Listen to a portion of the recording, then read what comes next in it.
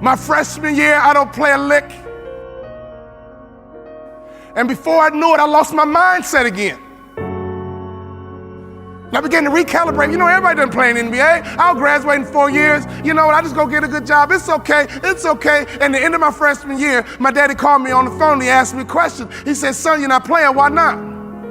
Politics, Dad. It's political. My father asked me a question. He says, how did your coach get paid, son? I said, Dad, he gets paid to win. He says, okay, son, if your coach gets paid to win, won't he play the players to give him the best chance to win? He said, son, you got recruited, you took all your visits, you chose Minnesota. You took your time and you chose Minnesota. You told me that you're gonna turn that program around. You told me you're gonna graduate in 4 years. You told me you're gonna make more money in business than you did in sports. One of the core values of our training and development called family was accountability. That was a core value of that training and development organization called the Bond Family, accountability. He said, so go back and do what you said you're gonna do. My father reminded me of what I said I was gonna do. I went back to my coach's office. I said, Coach, what do I need to do to play in the NBA?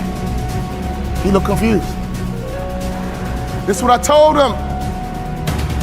I'm gonna become somebody different. What do I need to do to play in the NBA? I'm taking this thing to the next level. We about to rise up. So for you to be passionate, your logic and your emotions need to be intertwined. See, some of you guys have the intellect and some of you guys have the passion, but you have to have both to be successful in this business. Sharks are hunters and predators. They never stop swimming. In fact, if a shark stops swimming, it will die. If a shark goes backwards, it will die. Think like a shark, act like a shark, and behave like a shark. Can I ask you a question right now? Can I ask you a real question? Not your neighbor, I'm talking to you. What kind of student are you right now in life? You're in charge of your promotion. If you do 5 million and want to get to 10, you're in charge. In order for you to rise up, you better take your game to the next level. Your mindset needs to go to the next level. Your information needs to go to the next level. Your relationships need to go to the next level. Take your money and get information and access, and you will get good habits and good rituals, and you will go to the next level. Coach, what do I need to do to play in the NBA? He says, you can't run, you can't jump, you can't dribble, you can't shoot, and you can't rebound, son. Next year, I'll be your most improved player. I'm going to think, I'm going to execute, and I'm going to win. I'm going to think, I'm going to execute, and I'm going to win. I'm going to execute what I've been trained to do. I'm connected to a shark. I'm connected to the greatest training organization in the world, and when I get home, I'm going to become somebody different. What do I need to do? You need to have an honest self-assessment about what your weaknesses are. And that's how you get to the next level. My sophomore year rolls around. We go all the way to the Sweet 16, and I'm the top 6 man in the country. I go back to my coach. What do I need to do to play in the NBA? The list got shorter. The next year, we went all the way to the Elite 8. We were 1 shot away from the Final 4, and I was the top 6 man in the country. I carved out a niche. And that's what impact players do. They make their community better. They make their city better. They make their town better. They make realtors better. Be an impact player, and anyone in your life, if they need a shark, you become their shark. All I had to do was have 1 good year, and I walked right into the NBA. My senior year, everything lines up. But the first game of my senior year, I break my foot. I come back in 6 weeks and I break my foot a second time. In my mind, my college career was over and my NBA dreams were dead. I averaged 7 points a game. I got offered a $75,000 job because one of our season ticket holders liked me. Right before I took the job, my daddy called me on the phone. He would always ask the right questions at the right time. He said, you had a tough year, son, what's next? I said, Daddy, I'm gonna be a hospital administrator, $75,000 job. He said, not bad, son, but can I ask you a question? Do you believe you're an NBA player?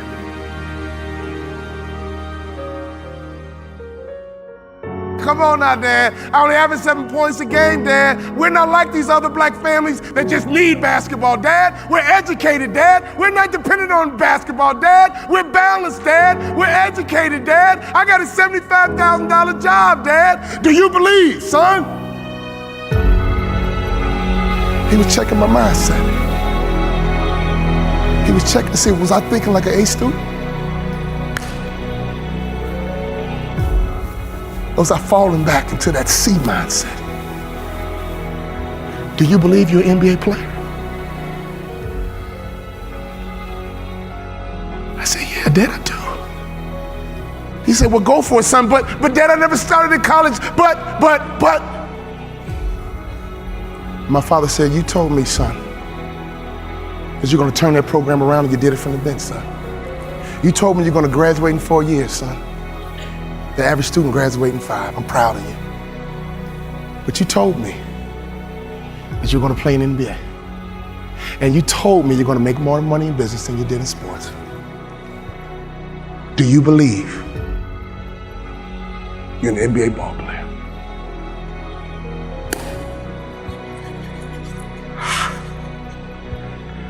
I do, Daddy. Go for it, son. Go for it. I go back to my coach's office and I said, Coach, what do I need to do to play in the NBA?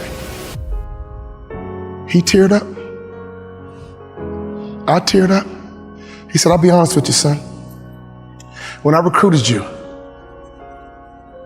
I heard you was a mama's boy. But you're not. In fact, you're one of the toughest players I've ever had. I'm a Hall of Fame motivational speaker. I go all over the world running my mouth.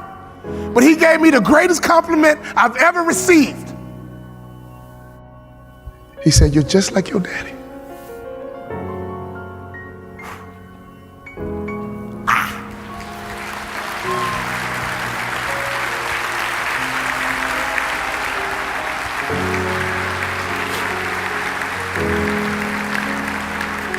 My daddy was a shark, and I was a suckerfish.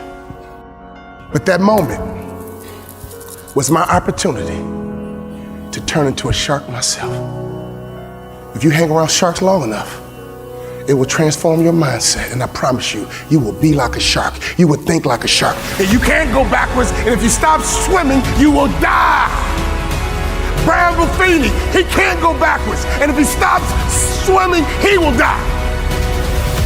So ladies and gentlemen, you're connected to the right shark. All you need to do is be a good suckerfish. Success is all around you. Just pay attention. Every time you leave a business meeting, consciously and subconsciously, that person is debriefing you. Are you likable? Do you brighten up a room when you enter, or do you brighten up a room when you leave? Are you good with people? And don't you ever be a Sarah parasite, which means don't you ever come to this conference and go back home and do nothing. And then claim, oh, I tried and it didn't work. No.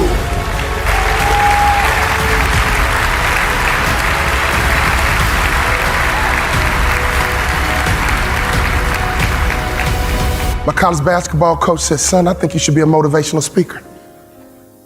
I said, Coach, I can talk the rest of my life. What do I need to do to play in the NBA? He said, if you do those two things, you'll play in the NBA.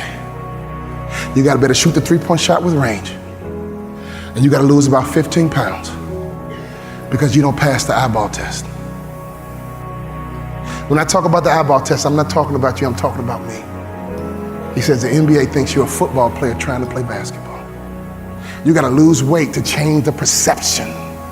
I lost 15 pounds, and I became the first ever undrafted rookie free agent in the history of the NBA to start opening night.